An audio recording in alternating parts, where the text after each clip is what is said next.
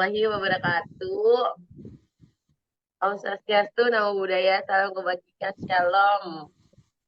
Kita dari kelompok 4 ingin mempresentasikan tentang penerapan e-learning sebagai media pembelajaran berbasis aplikasi. Disusun oleh Intan, teman saya, dan Rini, dan saya sendiri, dan satu lagi Mauriki. Isi dari presentasi, definisi e-learning dan visi misi, manfaat program, tujuan e-learning, kelebihan dan kekurangan, kebutuhan sistem, pembahasan, dan prototipe, dan kesimpulan dan saran. Definisi dari e-learning. E-learning adalah pembelajaran jarak jauh menggunakan teknologi komputer yang disebut dengan internet. Oleh si Hedro and Horton 2023 menggunakan e-learning sebagai pembelajaran berbasis web yang dapat diakses melalui internet. Menurut Suharyono 2016, penerapan e-learning membuat proses pembelajaran menjadi lebih kreatif, informatif, dan menarik, meningkatkan minat belajar siswa dan meningkatkan hasil belajar siswa. Sebagai yang diharapkan, interaksi langsung dengan internet, mengakses banyak informasi, mempromosikan kegiatan siswa, dan menyediakan materi pembelajaran sejalan dengan perkembangan di bidang teknologi, komunikasi, dan informasi. Terdapat kecenderungan berkembangnya berbagai di lembaga pendidikan untuk mengembangkan e-learning sebagai suatu alternatif pilihan belajar. Terdapat beberapa aplikasi yang dapat membantu proses pembelajaran online, yaitu Google Meet, Zoom, dan Google Classroom. 3 aplikasi tersebut dapat membantu mahasiswa atau siswa berinteraksi dengan pendidik kapan saja dan di mana saja. Visi dan misi. Visi meningkatkan proses pembelajaran menjadi lebih kreatif, menarik informasi, dan memberikan informasi kegiatan belajar yang efektif dan efisien. Misi, mengembangkan dan menerapkan teknologi informasi komunikasi. 2, memberikan pengalaman belajar yang lebih interaktif. 3, memungkinkan akses ke sumber daya pendidikan dari mana saja dan kapan saja. Manfaat dari program e-learning. Yang pertama itu penggunaan e-learning untuk belajar menunjang pelaksanaan proses belajar dapat meningkat daya serap mahasiswa atas materi yang diajarkan. Yang kedua, meningkatkan partisipasi aktif dari mahasiswa. Yang ketiga, meningkatkan kemampuan belajar mandiri mahasiswa. Yang kelima itu meningkatkan kualitas materi pendidik dan pelajaran. Yang kelima itu meningkatkan kemampuan menampilkan informasi dan perangkat teknologi di mana dengan siapa saja. Tujuan penggunaan e-learning. 1, meningkatkan kualitas pembelajaran via daring. Yang kedua, mengubah cara pendidik atau pengajar. Yang ketiga, mengubah cara belajar siswa yang pasif kepada cara belajar lebih aktif, sehingga terbentuk independent learning yang baru. Yang keempat, tersedianya materi pembelajaran di media elektronik melalui website e-learning yang mudah diakses dan dikembangkan oleh peserta didik. Yang kelima, pengayaan materi pembelajaran sesuai kemajuan dan perkembangan ilmu pengetahuan dan kemajuan teknologi. Dan yang keenam, mengorganisir tugas, meningkatkan kolaborasi, dan mendorong komunikasi antara guru dan siswa. E-learning. Kelebihan e-learning mempermudah pendidikan dan peserta didik dalam belajar mengajar. Informasi yang mudah diakses melalui internet relatif lebih mudah dan efisien bagi peserta didik. Kelemahan e-learning.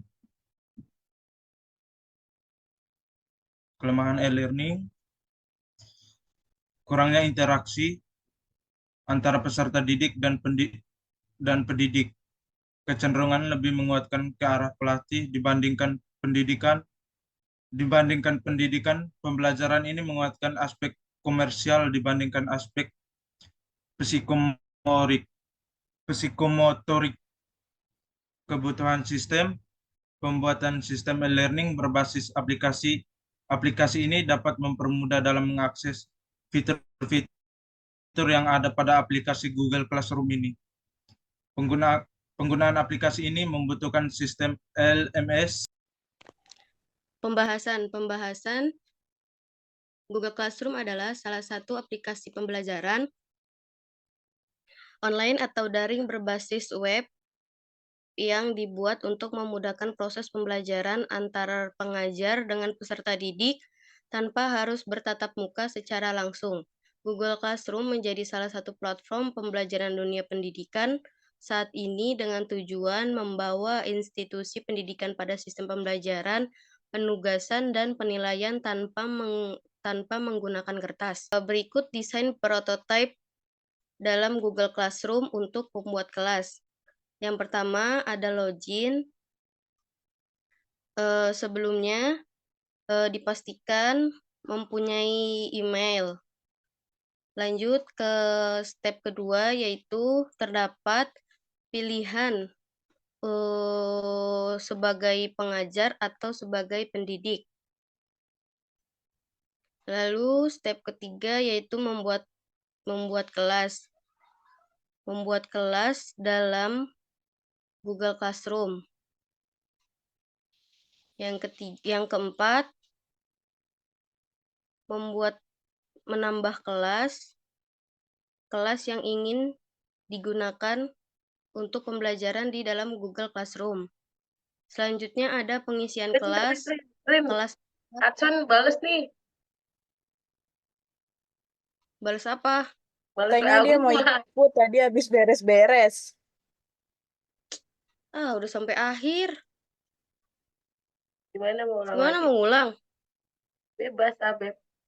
Ini dulu aja dilihat hasilnya. Kalau emang masih ada yang kurang, baru ngulang lagi aja. Mas Adson gimana? Ya boleh. Ya, Ini kelarin aja dulu. dari hasilnya bagus gak suaranya atau itunya? Ya udah. Step kelima yaitu pengisian kelas. Kelas berapa yang akan dimasukkan, yang akan ditambahkan. Lanjut, berikut desain prototipe dalam mengundang pendidik atau peserta didik. Terdapat ada pilihan kelas, diklik kelas mana yang akan ditambah, lalu menambahkan pendidik atau peserta. Lanjut, terdapat tampilan untuk mengundang pendidik atau peserta, lalu mengklik undang untuk mengundang atau menambah pendidik atau peserta. Lanjut, berikut desain prototipe pembuat materi atau penugasan di dalam Google Classroom. Yang pertama, memilih kelas yang sudah dibuat, lalu klik untuk buat materi. Terdapat tampilan dan pilihan, lalu klik yang materi. Setelah materi dibuat, klik untuk menyimpan draft, guna untuk menyimpan materi. Lalu, untuk pembuatan tugas, memilih kelas yang sudah dibuat di dalam Google Classroom, lalu memilih tampilan tugas untuk mengupload atau membuat tugas. Setelah tugas dibuat, tugas dapat diupload dengan mengeklik atau memencet simpan draft sama seperti menyimpan materi. Kesimpulan dan saran. Dari pembahasan di atas dapat disimpulkan bahwa diperkenalkannya e-learning memudahkan proses pembelajaran jarak jauh, menjadikan materi pembelajaran lebih mudah diakses oleh siswa dan memungkinkan mereka melaksanakan pembelajaran dengan mudah dan efisien. Siswa dapat beradaptasi dengan pesatnya perkembangan teknologi. E-learning telah menjadi media alternatif untuk menunjang proses pembelajaran di dunia pendidikan. E-learning berbasis aplikasi ini diharapkan untuk memudahkan pembelajaran bagi guru dan pengajar, mendorong siswa berdiskusi dan berinteraksi dengan baik agar proses pembelajaran daring ini dapat berjalan dengan sukses. Maka penggunaan aplikasi e-learning sebagai media pembelajaran perlu pelatihan dalam aplikasi harus diberikan dan jaringan internet yang baik harus dipastikan untuk kelancaran dalam proses pembelajaran. Sekian dari kami kelompok 4. Terima kasih. Assalamualaikum warahmatullahi wabarakatuh.